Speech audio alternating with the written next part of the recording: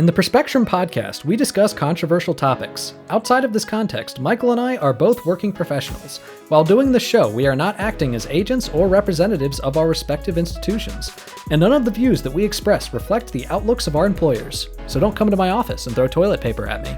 And I don't have an office, but don't come to my cube.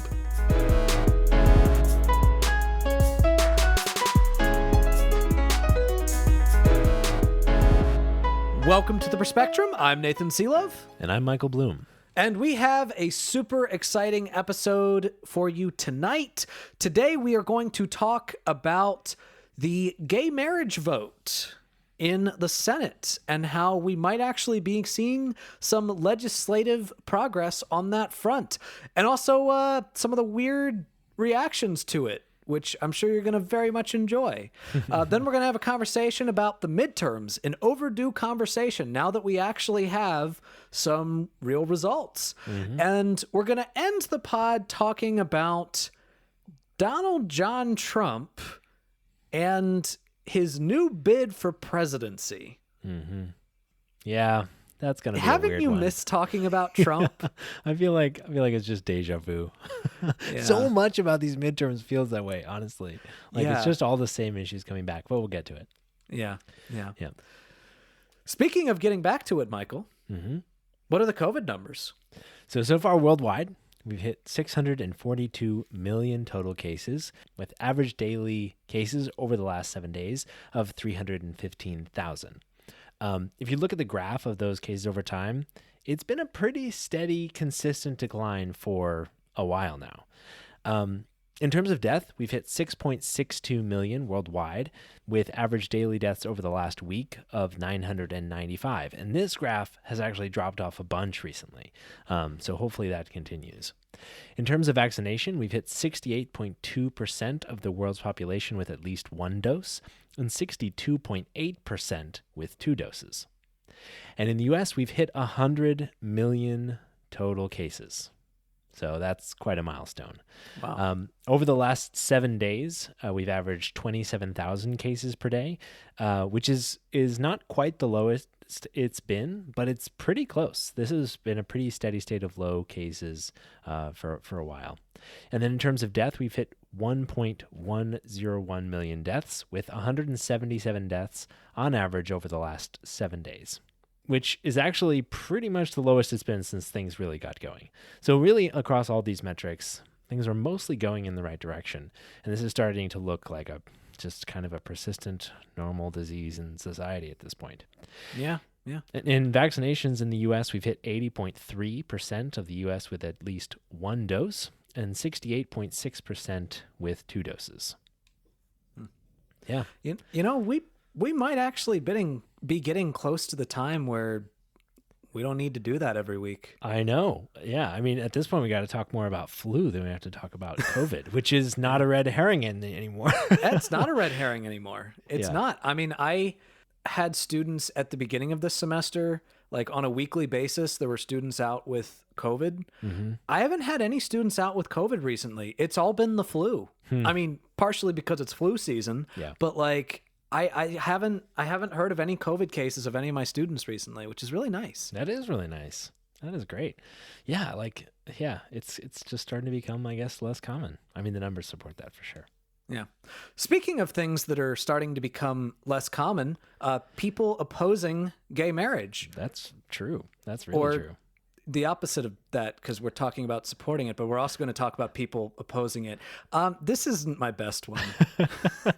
I don't know. I thought it really started out to a good start. But Yeah.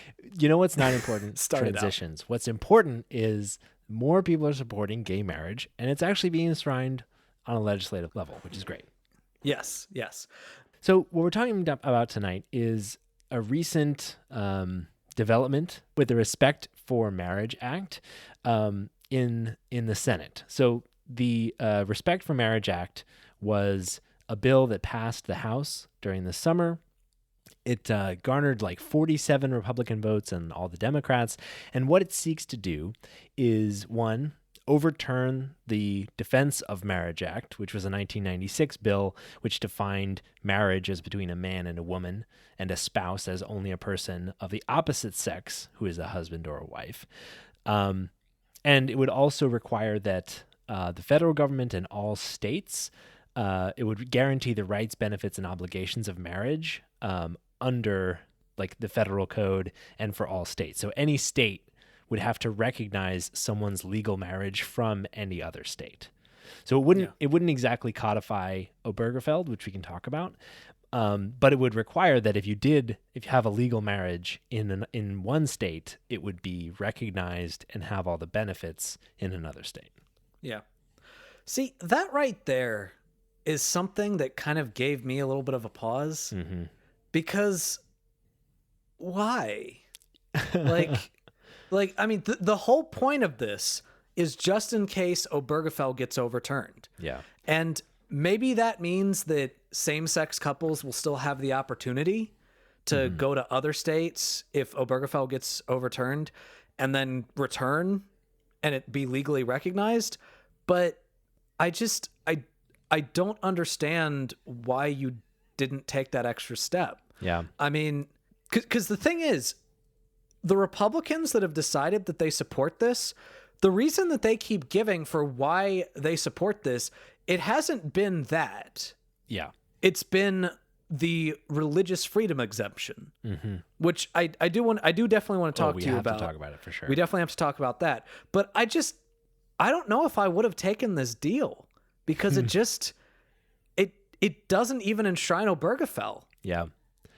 Yeah, so the reason we're talking about Obergefell so much is because that's like worrying about that case and its potential lack of a future is what gave rise to this whole bill in the Senate. So as part of the Dobbs decision, even though Alito and Kavanaugh both explicitly said that it shouldn't be interpreted, that the legal reasoning shouldn't be interpreted to cast doubt on any other decisions, the reasoning clearly did cast doubt on other decisions, and Justice Thomas, in a rare bout of honesty, called on like the court to potentially consider, in his concurrence, to potentially consider revisiting these cases, including Griswold v. Connecticut, Lawrence v. Texas, and Obergefell v. Hodges.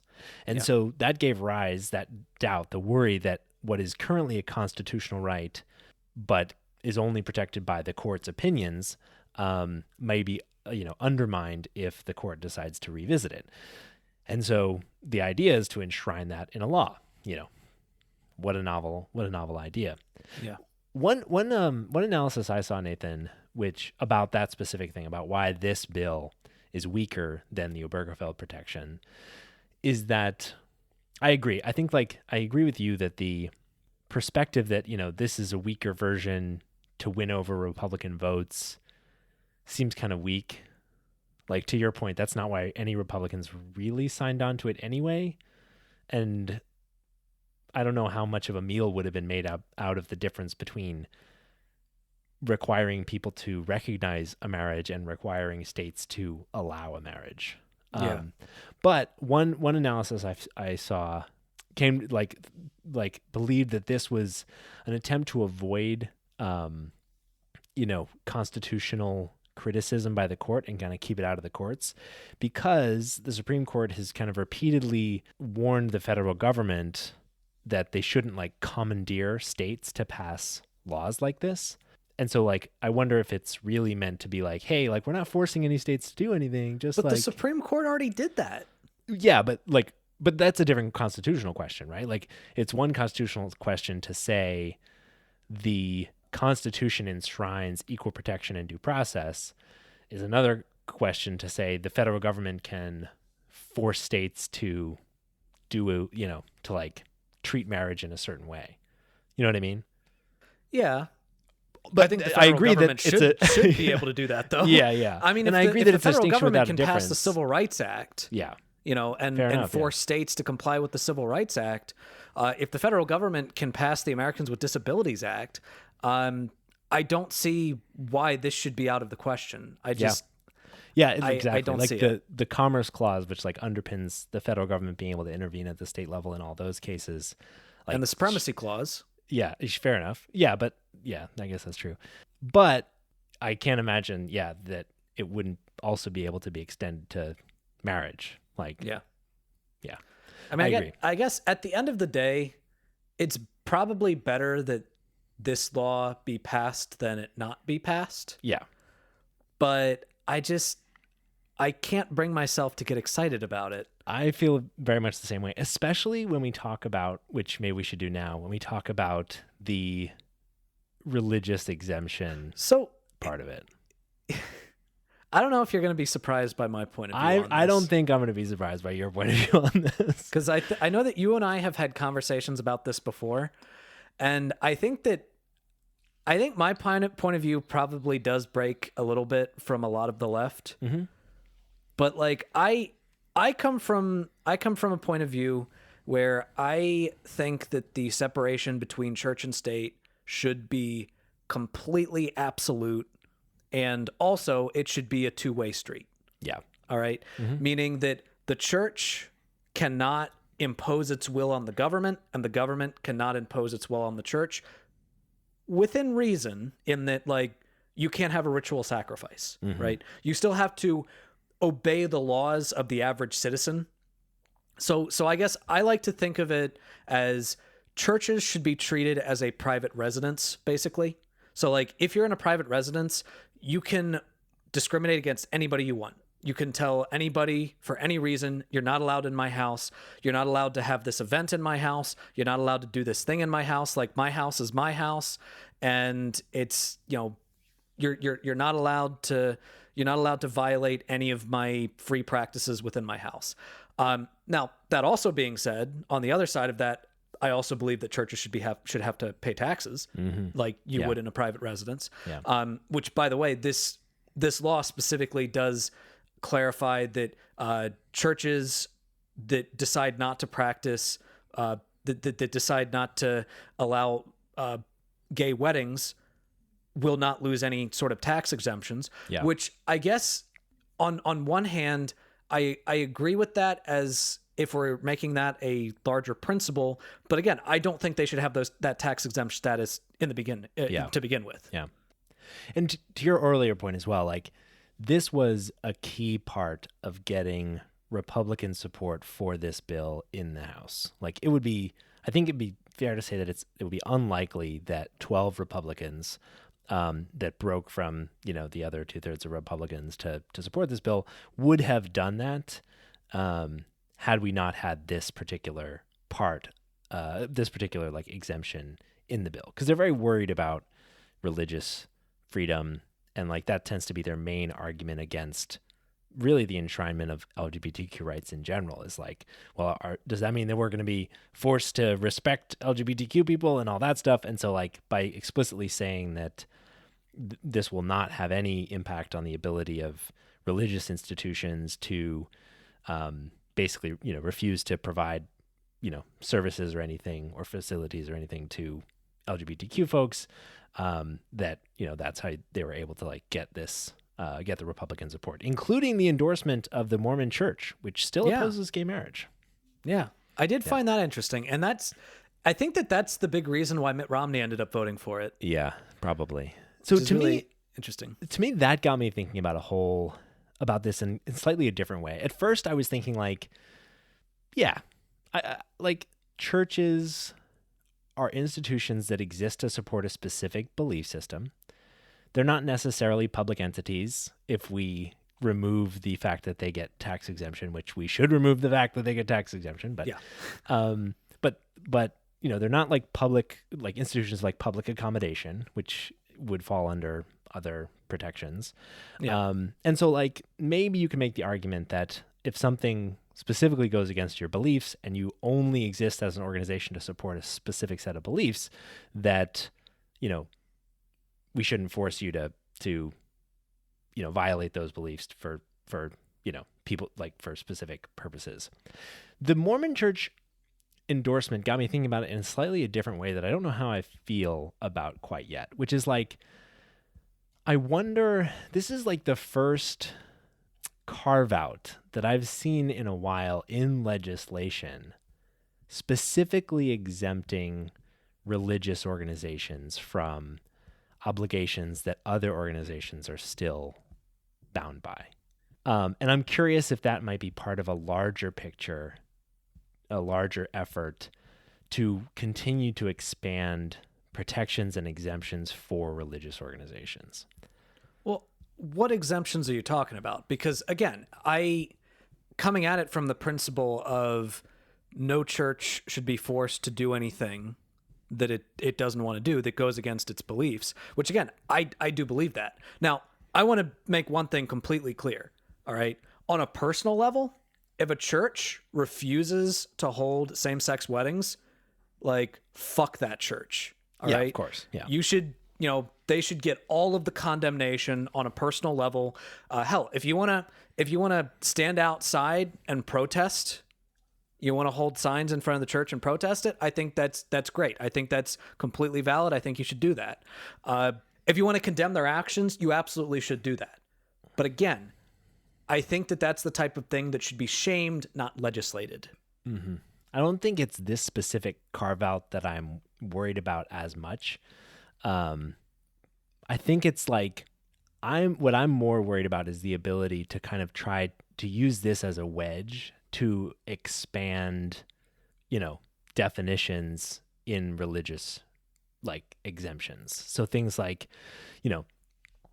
religious universities would be included in this, I believe, which means that like if you had an LGBTQ professor and you had university supplied housing, they might be able to exclude that person from being able to live in that university supplied housing.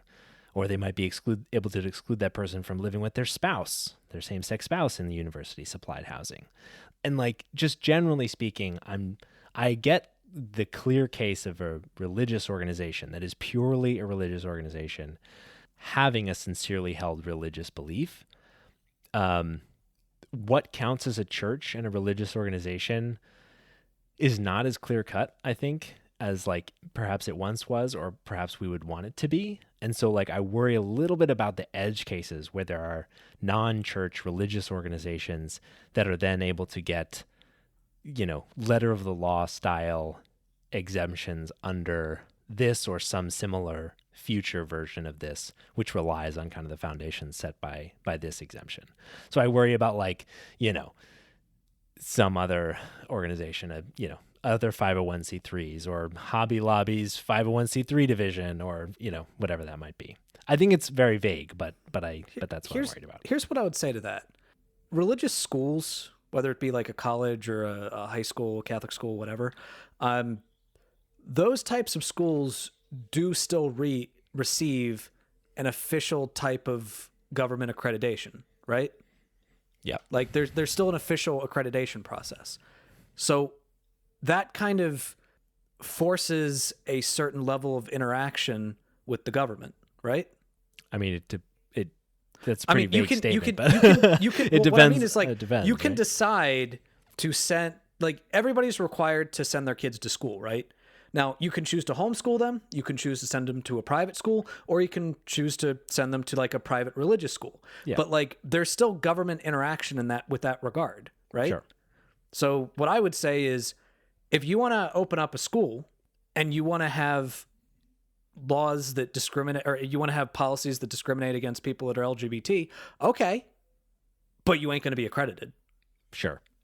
So Sure. so again, treat it like a church. All right. If you want to be a church, then you can be a church. That's fine. You can be a church. If you want to be a school, then you can be a school. Sure.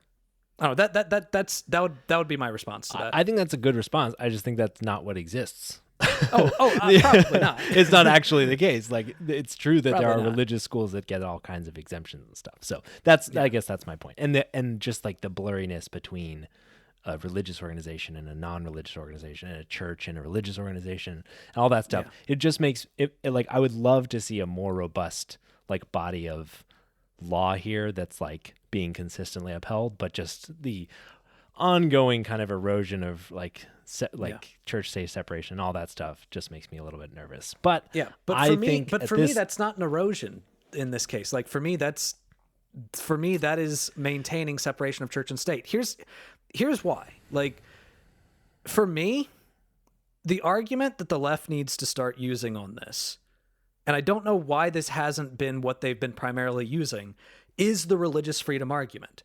because there are churches like the one that I grew up in, a Unitarian Universalist church, where they do allow same-sex weddings. All right. Same-sex weddings are commonplace. All right. They are a part of our religious practices. And for people to say that that doesn't count, that you can't do that, that is you imposing on my religious freedom. All right. That means that you are taking away the religious freedom of people that follow religions or follow an interpretation of a religion that does allow same-sex marriage. So I feel like in order to use that argument, though, we also have to allow the opposite to also be true. All right. We should be allowed to do the types of weddings that we believe in, and you should be allowed to do the type of weddings that you believe in. And, again, make that wall of separation and make it absolute. Yep, I agree. Another thing that I want to talk about is some really hilarious responses to this. Because, in general, the elected Republican response to this has been really weak. Yeah, for sure. In that they just want to get it out of the public eye as fast as possible. They just want to get it out of the public eye. And there's a good reason for that. I mean, according to Gallup, this is a 71% issue. Yeah. All right? 71% of Americans agree with marriage equality. A majority of Republicans, 55% as of last year, agree with marriage equality. A majority of Republicans agree with this. All right? And a supermajority of Americans believe in this. Mm-hmm. So opposing this or saying anything bad about this does not look good. All right? But the funny thing is, a lot of Republicans are kind of shooting themselves in the foot on this because one of the things that they basically keep saying is, well, Democrats are only doing this to try to goad us into being the bad guys, which we're going to respond to by voting against it and thus proving that we're the bad guys. Yeah. They were like, bullet, why not bite it? Exactly. Instantly. Exactly. Yeah. Beyond what they're saying, all right, I gotta just read you some of the weird shit from Ben Shapiro and Matt Walsh. They just had some of the stupidest arguments and also some of the stupidest self-defeating arguments that I've ever seen. Like, I remember having arguments with people like a decade ago about this. Honestly, the arguments that I used to have with like friends in high school were more coherent than this shit. All right. So Ben Shapiro, so he's going nuts about it. He's pretending that first off, he's pretending that it's unnecessary because Obergefell is never going to be overturned. And look, I don't actually think it's going to be overturned, but the threat of it means that there should be some type of there should be some type of additional protection. Plus, Republicans have been complaining about activist judges for decades. Yeah. So, you want us to avoid activist judges? We'll just make it a law. But at least Ben Shapiro is actually being honest. He's not pretending that his opposition to this is because of like some strategic bullshit or some like, oh, it's going to be fine anyway because we already have it. No, he's being transparent about it. He is against gay marriage. All right. That's who he is. So he said, quote, "Now let me put this out there for the Republican senators. If you vote for the idea that society has an obligation to recognize male-male or female-male dyads the same way society has to recognize male-female, you should not be in the Republican Party. You shouldn't."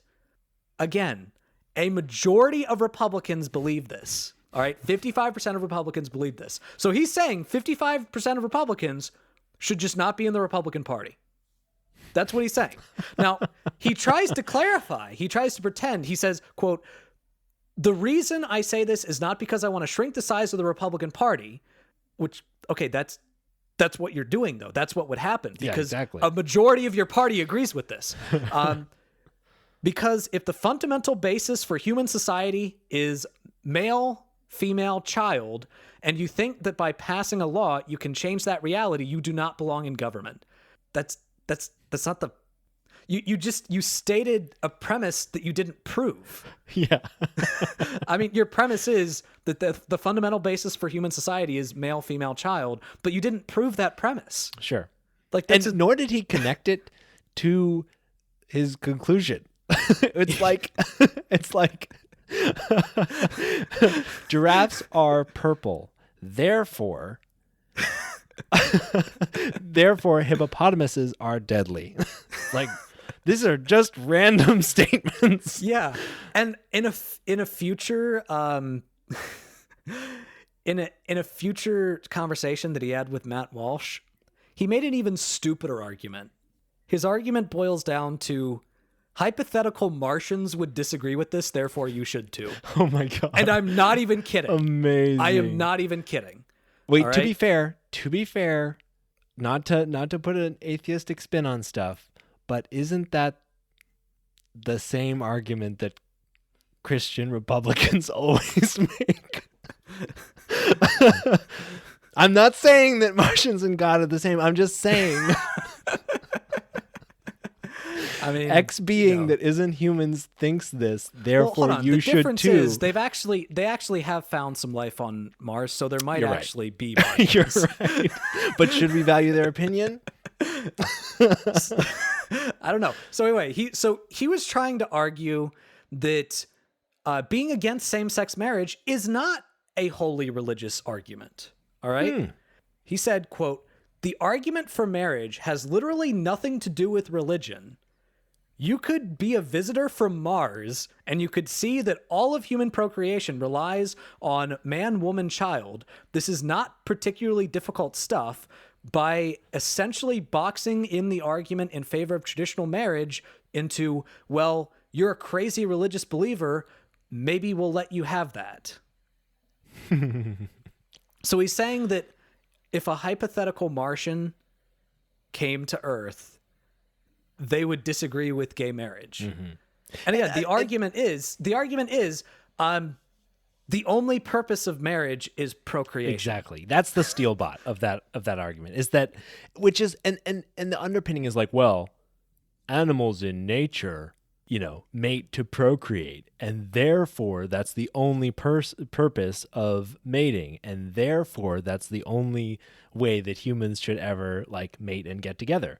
And it's like every single one of those statements is false. Yeah. Animals mate all the time for not for procreation. Yes. All they the do. time. It is one of the most natural things that exists. Bonobos literally solve territorial disputes by having massive orgies. Yeah, exactly. Right? Like sexuality for pleasure is a thing that shows up in many different species in nature, including humans, and homosexuality in nature is very, very, very common. Yeah. And on top of that, hell, there is love without sex. There is. Hallelujah. Asexuals get married all the time. Great freaking all right? point. Yeah. Like, and let me also point something out. All right. In order for this to be a natural argument and not a discriminatory argument, the only way you could make that argument is if you also said that the government would have to impose a law that said that in order to recognize your marriage, you have to have a kid, which means that people that aren't fertile, they can't get married. People that have fertility issues, they can't get married. People that just don't want to have kids, they can't get married.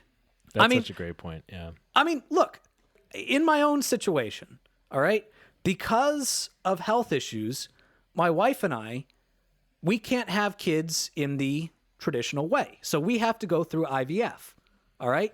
Are you saying that because of that, we shouldn't be allowed to be married?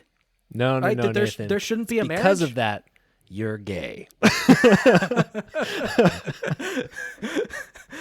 It's an induction argument. No, I think that's such a freaking good point. Like, yeah. It's so unbelievably stupid. I mean, here's the thing about Ben Shapiro.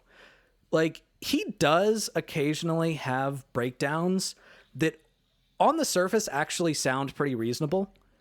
You as soon as you start breaking it down and look at the actual facts that he's bringing out, you realize like, no, actually you're full of shit. But he's very good at making arguments, even bad arguments, sound reasonable. But he lost his touch on this one. I mean, This is just such a stupid argument. Yeah. And the thing is, this is why just a decade ago, The idea that 12 Republicans, one of which being Mitt Romney, joining with Democratic senators to pass a marriage equality bill would be unthinkable only 10 years ago.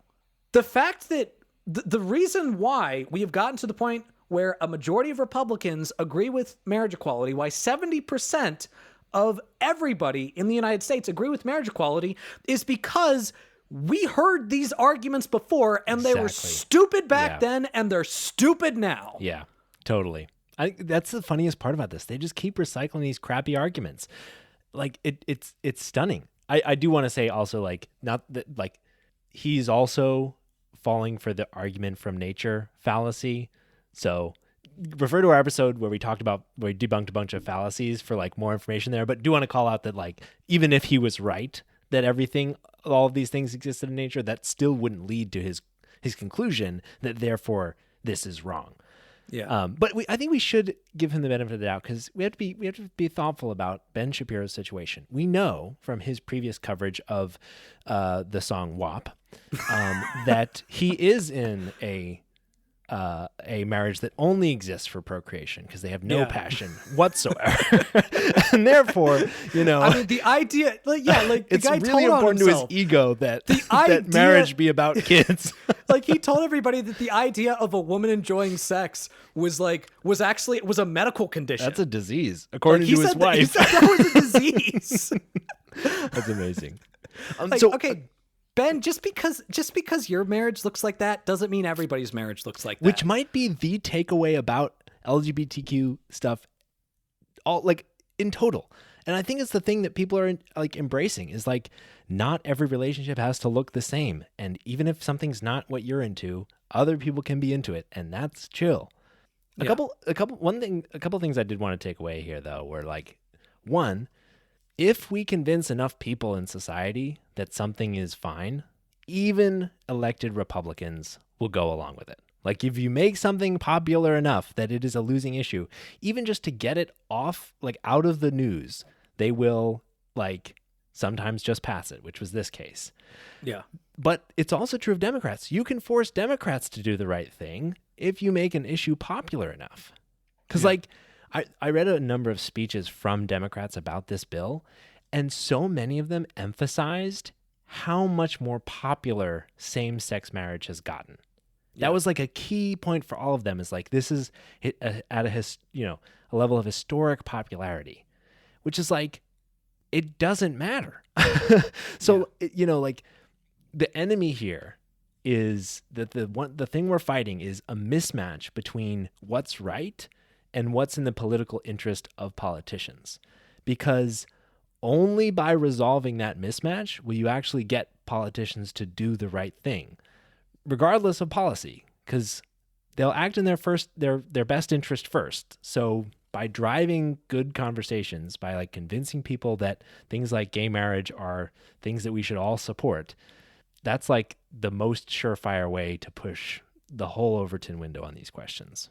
And the last thing that I wanted to read was Matt Walsh's response to this, who somehow managed to out stupid Ben Shapiro.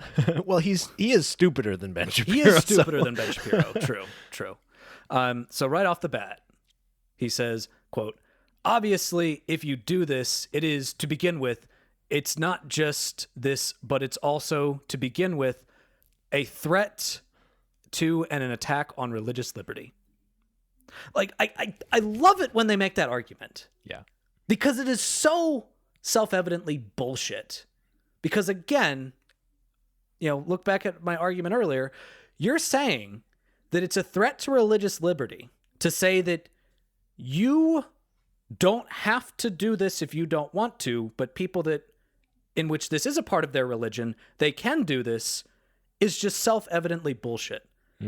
He continues, that's ultimately where it leads to. Because if you're codifying a federal law that two men have the right to get married, that it's a human right, a civil right, then it would mean, by extension, a church refuses to marry a gay couple, is depriving them of their basic human civil rights. They may not be putting that language in the bill exactly because they want it to pass, but that's what it means, and that's how it will be used no matter what the bill says. What? What? The bill explicitly, like, it's not even vague. The bill explicitly carves out the language saying that religious institutions will receive that exemption. It specifically carves that out. So a bill that carves that out, preserves religious liberty for people that are against gay marriage, that is an imposition on religious liberty. But laws that say that marriage equality, that gay marriage performed in a church where it is accepted, it is part of their religious practices, saying that they can't do that, that is not an assault on religious liberty? Christ, dude! I think this is actually the same argument as Democrats are just trying to make us the bad guys. I think it's just a little drawn out. He's saying if you cast it as a civil right, then you are forcing us to deny someone their civil rights, which we're allowed to do. But then that means that we got to look bad because we got to deny people their civil rights. Yeah. And he also later expressed Ben Shapiro's same sentiment. He said, quote, any Republican who would sign on to that should be exiled from the party. Great. Again, 55% of guys. Republicans agree with gay marriage. You're saying that a majority of Republicans should be exiled from the Republican Party. That's what you're saying. That is what you're saying. Is that really what you want to do? All right? Do you want to be a 30% party? Is that really what you want, buddy? Sounds pretty good to me.